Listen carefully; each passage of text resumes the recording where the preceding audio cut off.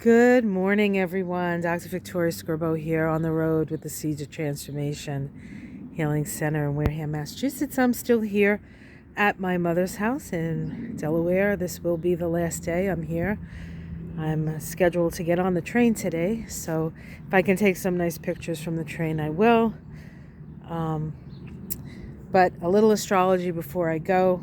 Today is Monday the 9th, and the moon is in Leo.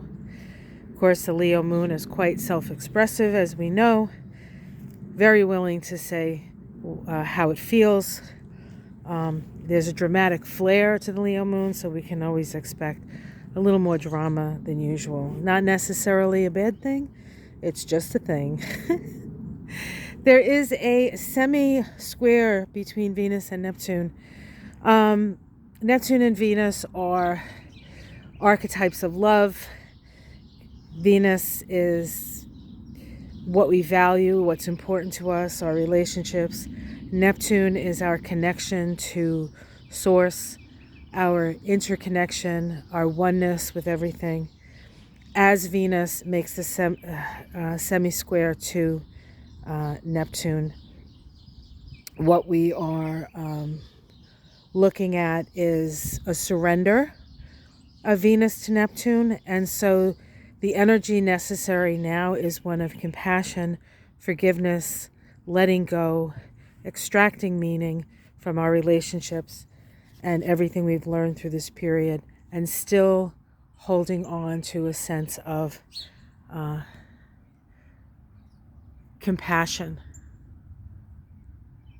Hi, little birds. Let's see if I can turn around and get the birds, because sometimes when you're there, they fly away as soon as you put the camera on them. Hi, little ones. Oh, so cute. Uh-oh, she needs to put more bird feed in. They'll let her know. They knock on the window. Isn't that hysterical? So if there are any relationships where things need to be tied up, need to be let go of, need to be forgiven, this is a good time for that. We also have Venus making a trine to Mars. Now remember, Mars is retrograde, but it is for the most part standing still. And so as it sits there retrograde, and then later this week turns direct, Venus, of course, is moving on. It is going to make another trine to Venus. So really nice for relationships, smoothness in relationships. You'll make some friends today. We do have an inconjunction between the sun and the moon. Of course, the sun being in pragmatic Capricorn and the moon being in dramatic Leo. Sometimes there's a little problem with that, but we'll figure it out.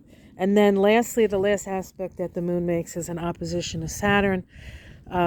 It's funny because when the moon was in Cancer, the last aspect it made was an opposition to Pluto. Now the moon makes an opposition to Saturn.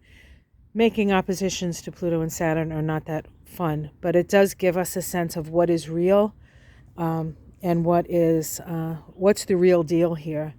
And so we can make decisions from that point once we have the awareness and the knowing.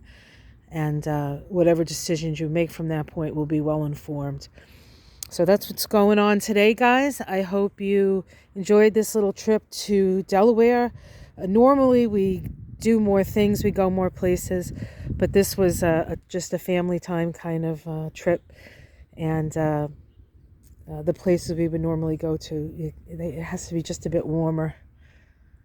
But you will see me here again, and you will hear my mother sing again, I'm sure. And maybe next time you guys can meet my sister, who I love and adore. All right, guys, take care, everyone. Namaste.